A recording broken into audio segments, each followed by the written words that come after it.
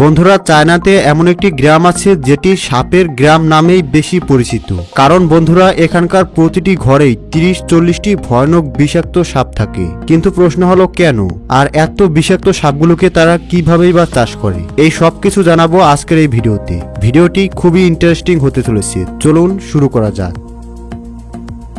বন্ধুরা, হঠাৎ সাপ চাষ করার কথা শুনলে অবাক হওয়াটাই স্বাভাবিক। কারণ সাপ খুবই ভয়ানক প্রাণী, এদেরকে ভয় পায় না এমন মানুষ খুবই কম। অনেকেই আবার এদের বিষের কারণে নয়, বরং হঠাৎ সাপ সামনে আসার কারণেই ভয়ে অজ্ঞান হয়ে যায়। কিন্তু চায়নাতে এমন একটি গ্রাম আছে যেখানে মানুষ অন্যান্য গরু ছাগলের মতোই সাপ লালন পালন করে। বলতে গেলে সেখানকার প্রায় প্রতিটি ঘরেই 20 থেকে 30টি সাপ লালন পালন করা হয়। আর এই গ্রামের নাম হচ্ছে জিসিকি ওয়াও।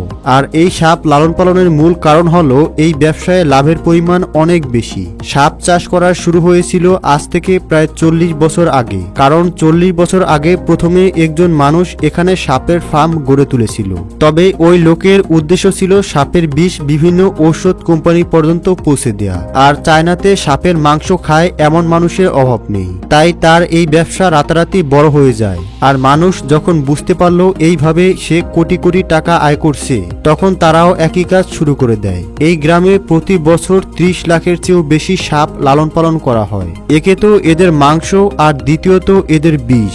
সাধারণত এদের বিষ মানুষের জন্য ভয়ানক হলেও এদের বিষ থেকে অনেক দামি দামি ঔষধ তৈরি করা হয়, তাই এদের দাম অনেক বেশি। তবে বন্ধুরা সাবধান, সরাসরি এদের বিষ খেতে গেলে আপনার মৃত্যু নিশ্চিত। কারণ এই বিষ দিয়ে শুধু ঔষধ তৈরি করার জন্য বিজ্ঞানীরা আরো বিভিন্ন জিনিস মিশিয়ে পরীক্ষা নিরীক্ষা করে, এরপরেই এটাকে ব্যবহার করা হয়। চায়নার মানুষ যত সাপ খায় তার বেশিরভাগই আসে এই গ্রাম থেকে। এই গ্রামের প্রতিটি মানুষ সাপ চাষ করে। শুধু চায়নাতেই নয়, চায়না থেকে এই সাপ আমেরিকা, জার্মান, এমনকি সাউথ কোরিয়া পর্যন্ত রপ্তানি হয়। তারা কোবরা, অজগর, পাইথনের মতো সাপ ছাড়াও আরো ভয়ানক বিষাক্ত সাপ চাষ করে, যার এক কামড়ে মৃত্যু নিশ্চিত। এখানকার বাচ্চারা জন্মের পর থেকেই সাপের সাথে খেলতে শুরু করে। মানে বুঝতেই পারছেন, তারা সাপকে আলাদাভাবে কোনো ভয় পায় না। এটা তাদের পোষা প্রাণীর মতো হয়ে গেছে।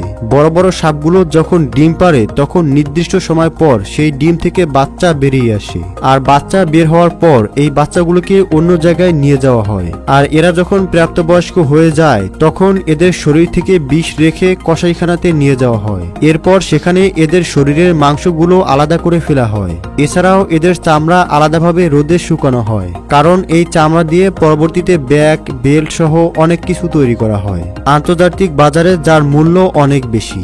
এখানে এমন ভয়ানক সাপ রয়েছে যা চাষ করা তো দূরের কথা, দেখলেই মানুষ দৌড়ে পালাবে। চায়নার বাজারে সাপের মাংসের চাহিদা অনেক বেশি। তবে বন্ধুরা, আপনি কি চায়নাতে গেলে কখনো সাপের মাংস ট্রাই করবেন? হ্যাঁ অথবা না কমেন্টসের মাধ্যমে অবশ্যই জানাবেন। ধন্যবাদ।